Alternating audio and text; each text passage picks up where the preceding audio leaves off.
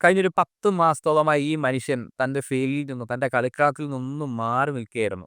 ആ മാറി നിന്നതിന്റെ കുറവ് പലിശയും കൂട്ടുപലിശയും അടക്കം ചേർത്തടച്ച് കളം നിറഞ്ഞാടിയിരിക്കുകയാണ് ഇത്തവണ.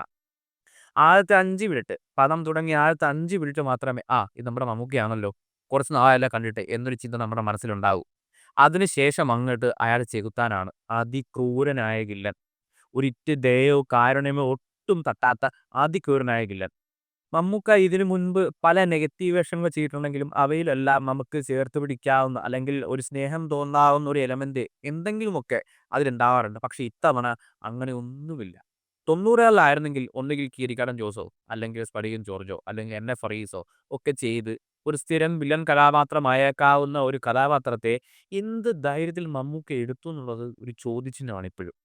കാരണം മലയാള സിനിമയിൽ ഞാൻ ഉറപ്പിച്ചു പറയുന്നു, മലയാള സിനിമയിൽ മറ്റൊരു നടനും ഇങ്ങനൊരു വേഷം എടുക്കുമെന്ന് സംശയമാണ്. കാരണം കൈയടിക്കാൻ വേണ്ടി ഒന്നുമില്ല. ആരാധിക്കാൻ വേണ്ടി ഒന്നുമില്ല.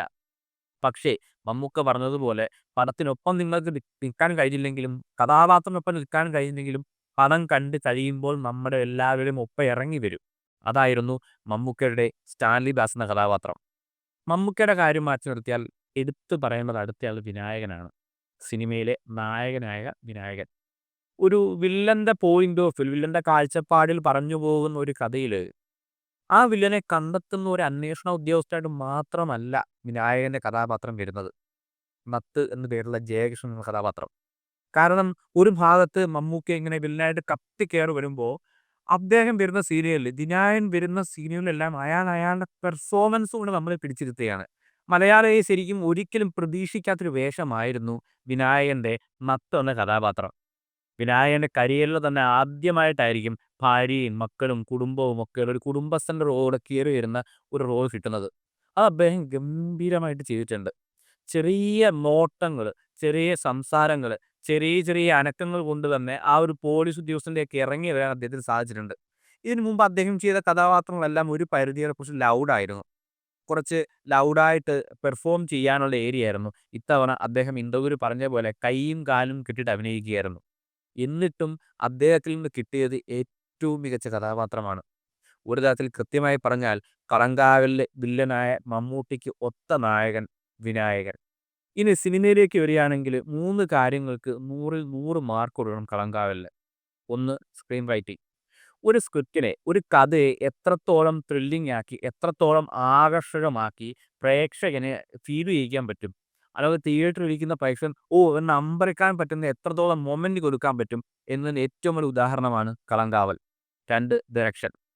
ഒരേ സമയം വില്ലന്റെ പോയിന്റ് ഓഫ് വ്യൂവിലും നായകന്റെ പോയിന്റ് ഓഫ് വ്യൂവിലും ഒരേ കഥ പറയുന്നുണ്ട്.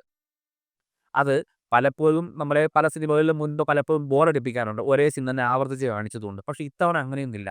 രണ്ടും 2 പോയിന്റ് ഓഫ് വ്യൂ കാണിക്കുന്നു. 2 മൊമെന്റുകളായി തന്നെ കാണിക്കുന്നു. എന്നാൽ ഒരു തവണ പോലും നമുക്കൊരു മുഷിപ്പോ, ബോറടിയോ അല്ലെങ്കിൽ അയ്യേ വേണ്ടായിരുന്നു നമുക്ക് തോന്നുന്നുമില്ല. മൂന്നാമത്തെ ക്യാരക്ടർ ആർക്കാണ്. 2 കഥാപാത്രങ്ങൾ. മമ്മൂട്ടിയുടെ സ്റ്റാൻലി ദാസ്, വിനായകന്റെ നത്ത്. ഈ 2 കഥാപാത്രയും ഗംഭീരമായിട്ടൊരു കൈമോശം പോലുമില്ല എഴുതി വെച്ചിട്ടുണ്ട്. അത് തന്നെയാണ് ഈ പടത്തിന്റെ ഏറ്റവും വലിയ ജീവൻ. അത് കൊടുത്ത 2 ആൾക്കാരും അതിഗംഭീരമായി ചെയ്തു. അതും മലയാളി ഒരിക്കലും പ്രതീക്ഷിക്കാത്ത ഒരു കാസ്റ്റിംഗ് ആയിരുന്നു. ദുൽഖർ സൽമാന്റെ കുറുപ്പ് എന്ന സിനിമയിലെ സ്റ്റോറി റൈറ്റേഴ്സ് ആയിരുന്നു ജിതിൻ കെ ജോസും ജിഷ്ണു ശ്രീകുമാറും. അതിലെ ജിതിൻ കെ ജോസാണ് ഈ പടം സംവിധാനം ചെയ്തിട്ടുള്ളത്, കോറേറ്റ് ചെയ്തിട്ടുള്ളത്. ഒപ്പം ഉണ്ടായിരുന്ന ജിഷ്ണു ശ്രീകുമാർ ഈ സിനിമയിൽ സ്ക്രിപ്റ്റ് റൈറ്ററായി ഇരുന്നുമുണ്ട്. ഒരു സ്റ്റോറി പറയുമ്പോൾ എവിടെ വില്ലന്റെ പോയിന്റ് ഓഫ് വ്യൂ പറയണം, എവിടെ നായകന്റെ പോയിന്റ് ഓഫ് വ്യൂ പറയണം എന്നുള്ളത് ഭയങ്കര പ്രധാനപ്പെട്ട കാര്യമാണ്. അതിനോടൊപ്പം തന്നെ എല്ലാ കഥകളുടെയും ബാക്ക് സ്റ്റോറി പറയാതെ ഓരോ തവണയും ഓരോന്ന് സ്പൂൺ ഫീഡ് ചെയ്ത് കൊടുക്കാതെ കൃത്യമായ സമയത്ത് പെർഫെക്റ്റ് കട്ടിൽ ഒരു സിനിമ ഒരുക്കി വെച്ചിരിക്കുന്നു. അതാണ് കളങ്കാവൽ. തുടക്കത്തിൽ 5ാമത്തെ മിനിറ്റും നമ്മൾ പടത്തിനകത്ത് ഇന്നാണ്. അവിടുന്ന് അങ്ങോട്ട് തൊഴിലടിച്ച് ഇനി എന്ത് സംഭവിക്കും, എന്താണ് സംഭവിക്കാൻ പോകുന്നത് എന്നുള്ള പേരിൽ തന്നെയാണ് പ്രേക്ഷകൻ മുന്നോട്ട് പോകുന്നത്. ഫസ്റ്റ് ഹാഫ് ഇന്റർവെൽ എന്നൊക്കെ പറഞ്ഞാൽ തിയേറ്റർ കത്തിച്ച മൊമെന്റ് ആണ്, ഒന്നും പറയാനില്ല. അതായത് ലിറ്ററലി പ്രേക്ഷകർ എന്ന് അമ്പരപ്പെടുന്ന അല്ലെങ്കിൽ നെടിയേർപ്പെടുന്ന ഒരു മൊമെന്റ് നമുക്ക് ഫീൽ ചെയ്യാൻ പറ്റും. അതായിരുന്നു ഫസ്റ്റ് ഹാഫ്. സെക്കൻഡ് ഹാഫ് എന്ന് പറയുന്നത് ഫസ്റ്റ് ഹാഫിന് മുകളിൽ നിൽക്കുന്ന ഒരു കിടിലൻ സംഭവമായിരുന്നു. അവസാനത്തെ അരമണിക്കൂർ തിയേറ്റർ കത്തിച്ച കിടിലൻ മൊമെന്റ് ആണ് നൽകിയിട്ടുള്ളത്. മുജീബ് മജീദ് എന്ന പേര് നമ്മളിപ്പം ഒരുപാട് കേട്ടിട്ടുണ്ടാവും. കിഷ്കിന്ധാകാന്ഡം, എക്കോ, രേഖാചിത്രം എല്ലായിടത്തും വന്നിട്ടുണ്ട്.